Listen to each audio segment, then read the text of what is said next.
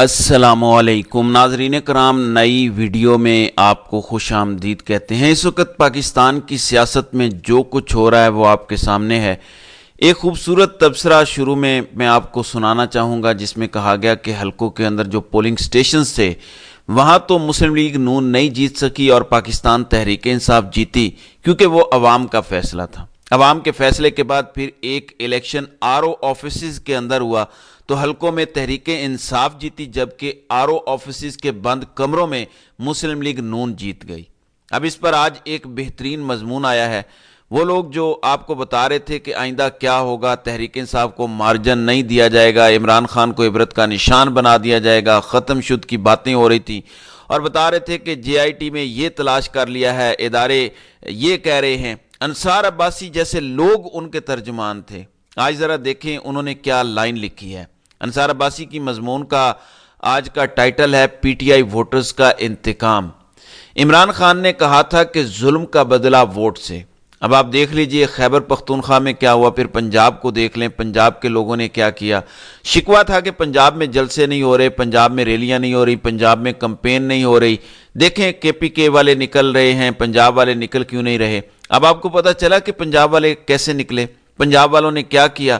مسلم league نون کو سمجھ نہیں آ رہی کہ ان کی کس قدر ذلت اور رسوائی ہوئی ہے۔ اب انصار عباسی لکھتے ہیں کہ الیکشن نے سب کو حیران اور بہت سو کو پریشان کر دیا۔ سب اندازے تجزیے غلط نکلے، تحریک انصاف کے ووٹر سپورٹر اتنے نکلے کہ ہر طرف چھا گئے۔ انتخابات سے پہلے تمام تر پابندیوں، سختیوں، جلسے جلوس کرنے کی اجازت نہ ملنے کے باوجود بلے کے بغیر تحریک انصاف کے حمایت یافتہ امیدواروں نے سب سے زیادہ ووٹ لیے۔ اب میں آپ کو اس وقت کا الیکشن کا جو ڈیٹا آیا ہے وہ آپ کے سامنے رکھنا چاہتا ہوں، اور یاد رکھیے گا یہ فارم 45 والا ڈیٹا نہیں ہے۔ فارم 45 والا ڈیٹا میں تو تحریک انصاف کو کم از کم 2.5-3 کروڑ کے لگ بھگ ووٹ پڑے ہیں۔ ذرا کمپیریزن کیجئے گا کہ اس وقت فرق کیا پڑا ہے۔ بتایا گیا ہے کہ 2018 کے اندر مسلم لیگ نون کو 1,28,96,356 ووٹ پڑے تھے۔ اب اس میں 8.5% کا اضافہ ہوا ہے اور مسلم لیگ نون پہنچ گئی ہے 1,28,00,000 سے 1,39,00,000 پر، یعنی تقریباً 11 لاکھ ووٹر کا اضافہ ہوا ہے، جو 8.5% بنتا ہے۔ اب آتے ہیں مسلم لیگ پاکستان تحریک انصاف کی جانب۔ تحریک انصاف نے 2018 کے اندر الیکشن کمیشن کے ڈیٹا کے مطابق 1,68,58,900 ووٹ حاصل کیے تھے، لیکن اب تحریک انصاف 1,90,75,544 پر چلی گئی اور 13.1% کا ان کے ووٹ بینک میں اس وقت اضافہ ہوا ہے۔ ابھی آپ فارم 45 کو دیکھ لیں تو اس کے بعد مزید تسلی ہو جائے گی۔ اب آپ جانتے ہیں کہ پاکستان تحریک انصاف یہ کہہ رہی ہے کہ ان کی 150-160 کے قریب نشستیں بنتی ہیں، ان کے مینڈیٹ پہ ڈاکہ ڈالا گیا ہے، اور اس میں سب سے بڑا کردار قاضی فائز عیسیٰ کا ہے، جنہوں نے فلور کراسنگ کا رستہ کھولا، جنہوں نے بلے کا نشان چھین کر تحریک انصاف کے لوگوں کی منڈیاں لگائیں، اور اس کے بعد تحریک انصاف کی ریزرو سیٹوں کا حق بھی اگر مارا ہے تو قاضی فائز عیسیٰ کو اس کا تمام تر کریڈٹ جاتا ہے۔ اب تحریک انصاف کھل کر کہہ رہی ہے کہ ہم حکومت نہیں بنائیں گے۔ ہم حکومت کیوں نہیں بنائیں گے؟ اس پر بہترین تبصرہ محمد مالک نے کیا ہے۔ وہ کہہ رہے ہیں کہ دیکھیں پورا زور لگایا گیا مسلم لیگ کو لانے کے لیے، نہیں لا سکے۔ اس کے مطابق ان کے مطابق اب یہ سوچنا چاہیے جو مسلم لیگ نون کو لانا چاہتے ہیں کہ نون لیگ کو بہت کم ووٹ پڑا ہے، جو نواز شریف کو لانے کے لیے سر توڑ کوشش کر رہے تھے یہ ان کے خلاف ووٹ پڑا ہے۔ اور میں بار بار آپ کو کہہ رہا ہوں جو پنجاب میں سینٹیمنٹ ہے وہ بڑا غیر معمولی قسم کا ہے، شاید ان کے وہم و گمان میں بھی نہیں تھا کہ یہ ہو سکتا ہے۔ اب آتے ہیں اس بات کی طرف کہ عدالت سے کیا فیصلے آ رہے ہیں۔ میں آپ کو لاہور ہائی کورٹ کے 20 کے قریب امیدواروں سے متعلق بتاؤں گا، وہ حلقے جن پر اس وقت عدالت فیصلہ لگائے ہوئے ہے۔ اب یہ خبر الیکشن کمیشن آف پاکستان کے اندر ہے، جہاں الیکشن کمیشن کے باہر کاؤنٹرز قائم کیے گئے ہیں، وہاں پہ چاروں صوبوں کے لیے الگ الگ کاؤنٹرز ہیں۔ الیکشن کمیشن سے آپ کیا توقع رکھ سکتے ہیں، جن کا ای ایم ایس سسٹم بیٹھ گیا رات کو، آر اوز کے دفاتر بند ہو گئے اور آر اوز کے دفاتر پر خلائی مخلوق کا قبضہ ہو گیا، پھر اچانک دھڑا دھڑ نتائج بدلنا شروع ہو گئے۔ یہ ساری باتیں اپنی جگہ پر ہیں۔ اس وقت جو پاکستان کے ساتھ ظلم کیا جا رہا ہے، آج صبح پاکستان کی سٹاک مارکیٹ جب کھلی تو شدید مندی تھی، 800 سے زائد پوائنٹس کی کمی ہوئی ہے۔ اس کی وجہ کیا ہے؟ اس کی وجہ بڑی سادہ ہے، جب آپ پاکستان کے لوگوں کے مینڈیٹ کا احترام نہیں کریں گے تو پھر یہی کچھ ہوگا، پھر آپ توقع نہیں رکھ سکتے۔ پھر اس پر انٹرنیشنل میڈیا لکھ رہا ہے، مثلا بلومبرگ نے لکھا ہے کہ here is what you need to know about Pakistan's disputed elections, وہ پاکستان کے الیکشنز کو متنازع الیکشن قرار دے رہے ہیں۔ پھر فافن کا ادارہ کہہ رہا ہے کہ پولنگ سٹیشنز کی حد تک تو انتخابی عمل میں قانون پر عمل ہوا، لیکن جیسے ہی وہاں سے عمل مکمل ہوا اور بات آر او آفیسز تک گئی تو وہاں پہ میڈیا کو آر او آفیسز میں داخل نہیں ہونے دیا گیا۔ فافن والے کہہ رہے ہیں کہ ہمارے مبصرین کو داخل نہیں ہونے دیا گیا اور وہاں پہ کمپرومائز ہوا جہاں پہ مسلم لیگ نون جیتی، لیکن جہاں پی ٹی آئی جیتی جن پولنگ سٹیشنز پر وہاں چیزیں ٹھیک تھیں، عوام کا فیصلہ وہاں پر درست تھا۔ اب یہ کیا کہتے رہے، یہ کل تک کہتے رہے کہ عمران خان کو نشان کا عبرت کا نشان بنا دیں گے، کبھی جاوید لطیف کی پریس کانفرنس، کبھی عطا تارڑ کی پریس کانفرنس، کبھی مریم اورنگزیب کی پریس کانفرنس۔ یہ کہتے تھے کہ عمران خان کو آپ سزا نہیں دیں گے تو یہ ہو جائے گا وہ ہو جائے گا۔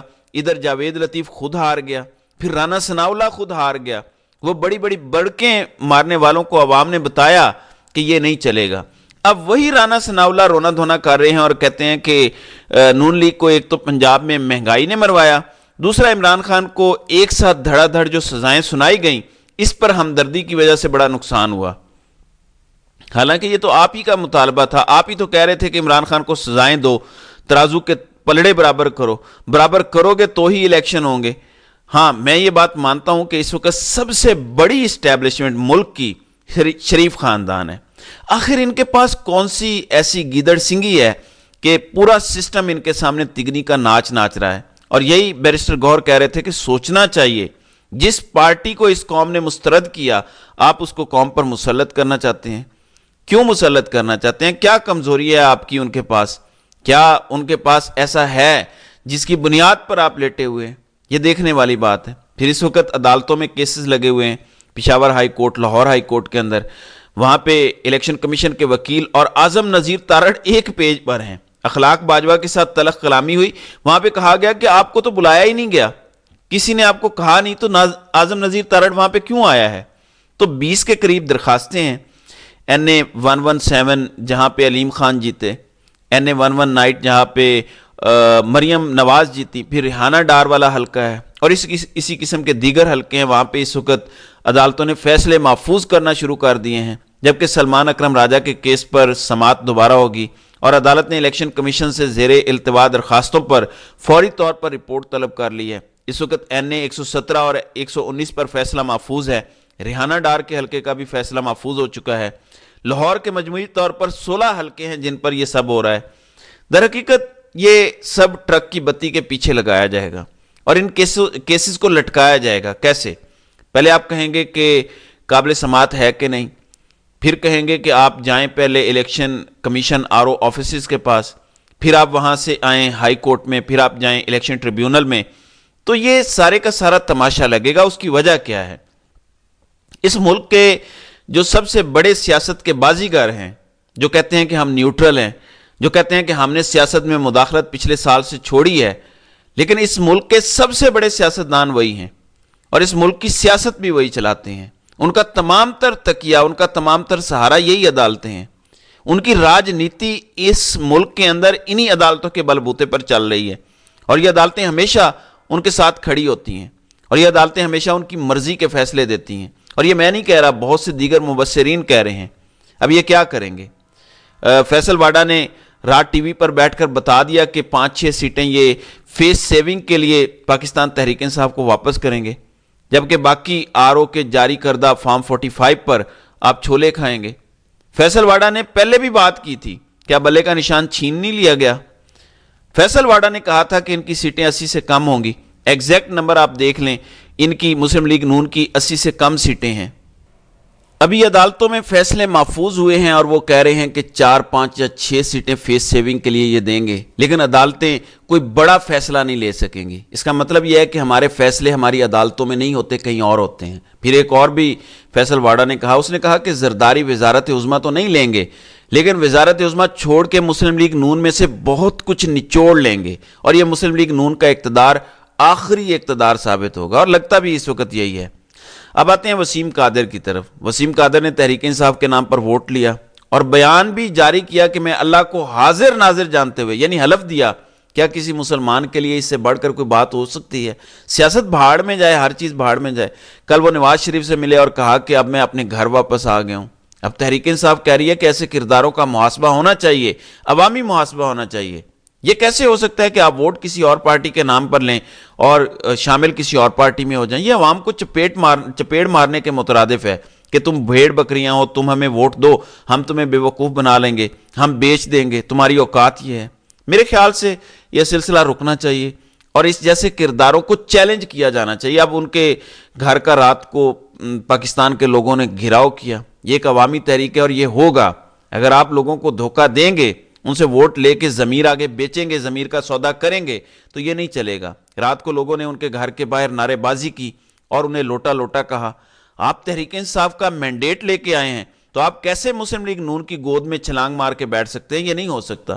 تو میرے خیال سے یہ جو محاسبہ شروع ہوا ہے، لوگوں نے ان کے گھر کا گھیراؤ کیا ہے، یہ بات آگے بڑھے گی اور یہ دوسروں کو بھی سگنل ہے۔